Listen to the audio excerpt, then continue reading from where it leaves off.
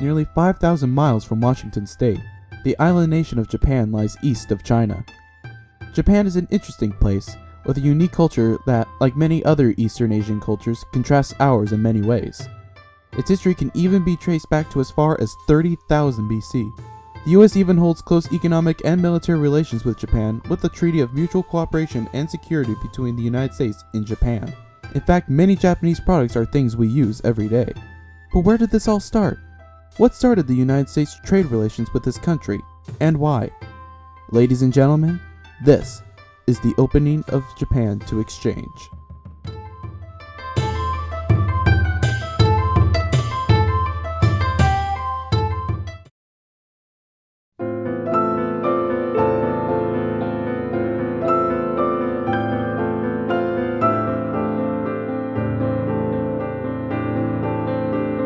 Japan in the 1500s, also known as the Sengoku period, was a country ravaged by war between two competing feudal lords due to Japan's decentralized power. However, in 1600, after leading a decisive victory at the Battle of Sekigahara, Tokugawa Ieyasu quickly consolidated power, which prompted the prestigious, but mostly powerless, imperial court to name him the first shogun, or supreme military leader. This began the final era of the traditional Japanese government, a dynasty with a regime that focused on restoring order to social, political, and international affairs. This political structure, the shogunate, bound all the feudal lords and prevented any one of them from gaining too much power. Suspicious of foreign influences, such as Christian missionaries, the Tokugawa regime excluded missionaries and eventually banned Christianity altogether, forcing it underground. The shogunate also prohibited trade with Western nations. With the 1636 Act of Seclusion, Japan was effectively cut off from Western nations, with the only exception being a small Dutch outpost in the Nagasaki harbor. Enter the United States, mid-19th century, a country divided on the issue of slavery, a country that would soon face its own civil conflict. But in the midst of these pre-Civil War times, the United States took an interest in re-establishing contact between Japan and the West, for multiple reasons. First, China opened its ports to regular trade, and California was admitted as an American state on September 9, 1850. With a port on the Pacific, a steady stream of maritime traffic was ensured. Traders in the Pacific were also transitioning from sailing ships to steamships, so they wanted to secure ports where they could refuel and restock provisions during their trips to China. And the rumors of vast coal deposits in Japan further incentivized the US into establishing commercial and diplomatic contacts. Not only that, but with the American whaling industry having been extended into the Pacific by the mid-18th century, the sailors wanted safe harbors in the case of shipwrecks, as there were tales of mistreatment to shipwrecked Americans at the hands of the Japanese.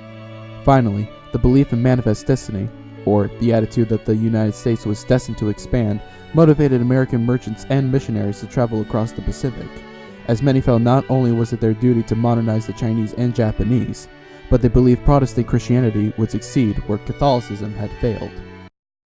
In 1851, President Millard Fillmore originally tasked a Commodore by the name of John Aulick to lead an expedition to Japan, but after being relieved of his duties, this position was given to Commodore Matthew C. Perry. Matthew Calbraith Perry was born in South Kingston, Rhode Island, April 10, 1794, the son of a U.S. Navy captain and the younger brother of Commodore Oliver Hazard Perry.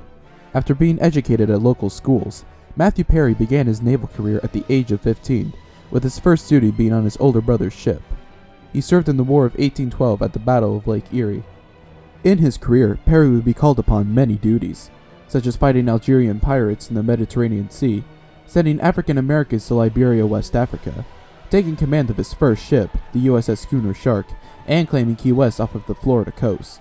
Between 1833 and 1844, while stationed at the New York Navy Yard, Perry helped advance the Navy by advocating for the conversion from sailing ships to steamships. He also established the U.S. Naval Academy at West Point and its museum.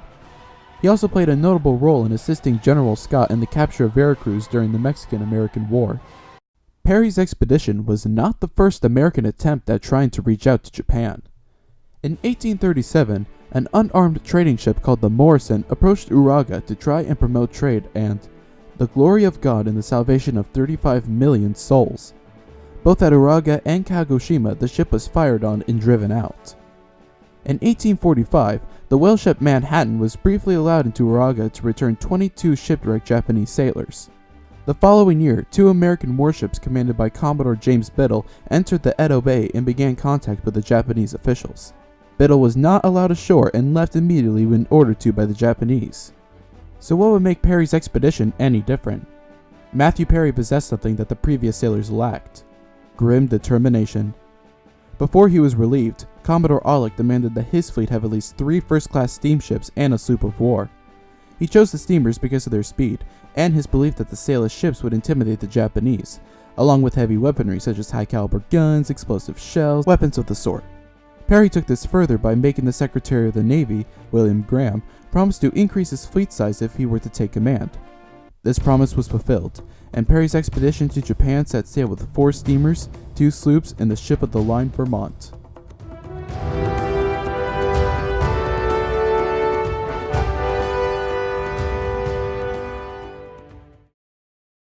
Commodore Perry made his first visit to Japan on July 8, 1853.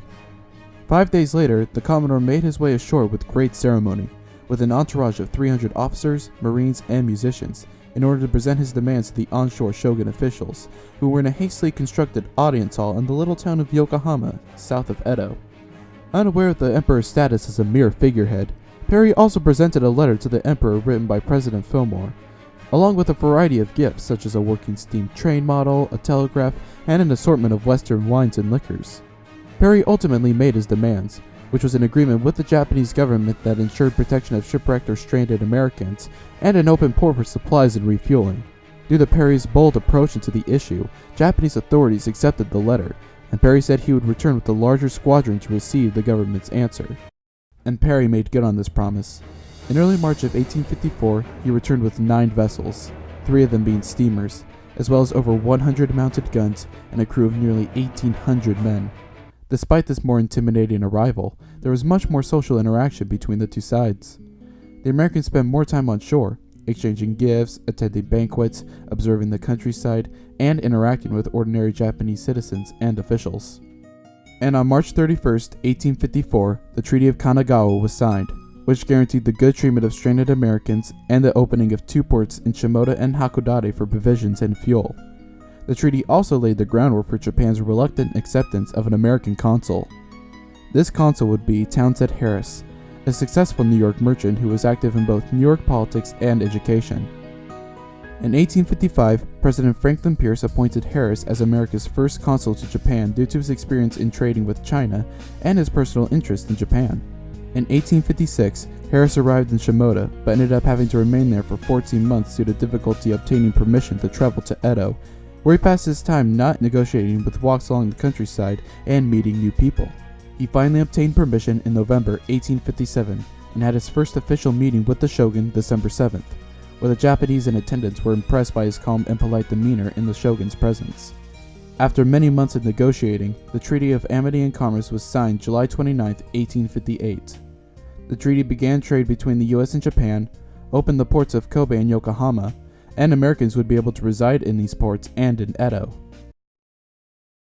From a traditional country of isolation to a country of great technological prowess, and we continue to reap the benefits of the actions of the 2 men who made it possible.